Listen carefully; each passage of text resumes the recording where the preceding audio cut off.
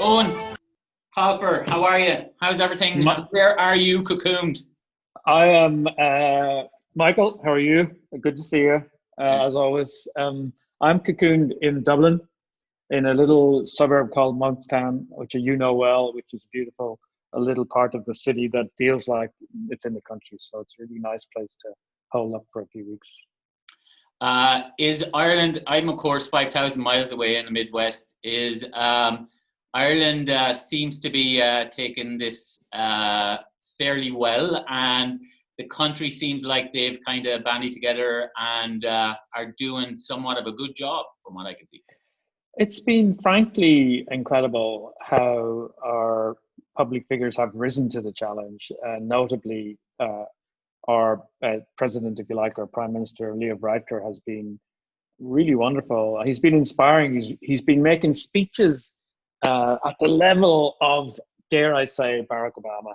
That's how good his speeches have been, and he has rallied the country behind him. And even contentious politicians in opposition have kind of been saying, "Yeah, this is the time for us all to pull together." And with that kind of leadership, I think the people have rallied behind him. And also our people on the front line have been absolutely wonderful. And we both have relatives, I'm sure, who are in those trenches. And it's actually quite inspiring. And it's nice to see that I always ask the questions, will there be a time when politicians can forget party politics? And it seems like we have come to that time. I don't know how long it'll last, but it has been very inspiring to see that. Yeah, there's been glimmers of inspiration amongst all of the kind of bleak outlooks for the future. You know, you'll get these connections between people that are just inspiring. And what I notice about Ireland is that constant focus on people on the front line and that support. Now, I know you're up in Dublin, but I suspect that your heart might be somewhere else in Ireland. Oh yeah, if I could, I would be down in the Hook or Wexford town, where we're both from. And when I'm down there every day, I walk along the historical wooden works on the quay, and I would love to be down there. But even more, I would love to be down on the historic promontory of Hook that we visited recently, where every successive invader came ashore and left their mark. So it's a really, in spite of that, well, because of that, it's a very multicultural little harbour. Where my mum is cocooned at the moment with my brother. So I would like to be down there and maybe just taking out the walk around the lighthouse that everybody does. So yeah, my heart. I always think Wexford people and your kind of reflections on Hook and your family down there kind of endorse that for me. Is that Wexford people look out into the world. I remember standing on the harbour and my father saying, "You should always look out into the world." But you told me a beautiful story that your father told you on the roof of Hookhead Lighthouse. Oh yeah, when I was a kid, Dad brought me up to the lighthouse, and visitors weren't really allowed into the lamp. But my dad was good friends with the lighthouse keeper, so he brought me up, and it's this massive, big, three-lensed cocoon that you can actually go in to change the bulb, but the lighthouse keeper let me sit inside there where the bulb would go, and then they manually spun it around, and the world just took on, it was just fractured, and it took on all these different guises. And when I got out, my dad said, "You see, there's more than one way to look at the world, and don't forget that." And I never have forgotten it, and it was quite inspiring. And it was one of those things that, which rarely happens, that at the time you appreciate that you're being told something special. And I knew even at that moment, this is a special moment now with me and my dad, and I should remember this. And I have. So, and I think Wexford people are like that. We like to look at the world askew, a little bit at a right angle to the world. That's what we like to do. I think probably the Festival Opera helped that, because when we were like 10 or 11, you know, once a year, hundreds of performers and directors and designers from all over the world would come in and literally transform our town. Yeah.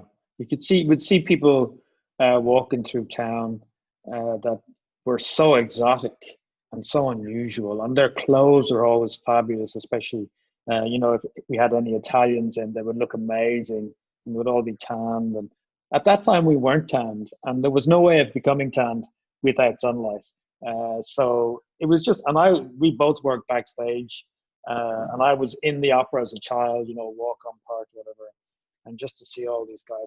But what I realized after several years was they would come to Wexford and think we were special for living in this town, because there was no other place like that, really, a small rural town that had an international opera festival of lesser performed works. So if you wanted to see this particular opera, you had to come to Wexford. There was nowhere else in the world you could see it. And the town is still rightly world famous in those circles. Speaking of world famous, this is it's kind of funny for me to think of the chap who sat beside me in English class, not paying attention and doodling, is now a world famous author. And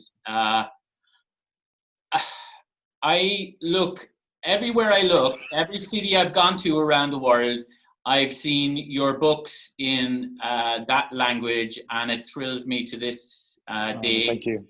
But tell me about what is coming up, because we have talked about what is coming up for about 20 years. Yeah, we have talked about it. We've done a little bit of work on it. We've met some producers together. We've done all sorts of things to try and make the Artemis Fowl movie happen. And it's finally happening. It's made and it was directed by Kenneth Branagh, starring Colin Farrell and Judi Dench.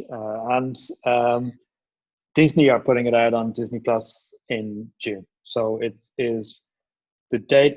It was supposed to be a theater release, but then the coronavirus happened. And so the best option was just to get it out there as soon as possible. So it's coming out finally on June 12th. All over the world on Disney Plus. So yeah, it's very excited. I'm still with the Fowl people. There's the Fowl twins. That's the latest in the line. So yeah, it's great to have something that you created 20 years ago. It's still going as books, as graphic novels, as toys now, and as a movie. So yeah, it's very exciting. I remember in 2001, I was in New York doing Riverdance on Broadway, and we had a conversation, and I said to you I remember the hotel, that I would be going to your opening night. And indeed, I will be now able to go to your opening night of your movie. In fact, the whole of Wexford will be at your opening night. So that's kind of encouraging. Well, it is great. Yeah, I mean, it's very emotional. I saw it with Finn and Sean, my sons, and we went to a little screening last month, just before the lockdown. We went with Bardia, who plays Artemis, and Kenneth Branagh and his wife, and we went to see this. And Sean and Finn, as you probably know, most teenagers are not the great at praise giving. No. But at the end of the movie, Sean just put one hand on my shoulder and just nodded, and that was like the nicest thing. That's as good as it gets in my life. So I was very, very pleased with that. That's better than any review in the Guardian. So I'm very happy with that. Well, all right. You get back to your lovely wife, Jackie, and tell her I send my love. And I will see you back in Wexford for a pint in our favorite pub very soon. Sooner rather than later, I hope, Michael. Look after yourself. Take care.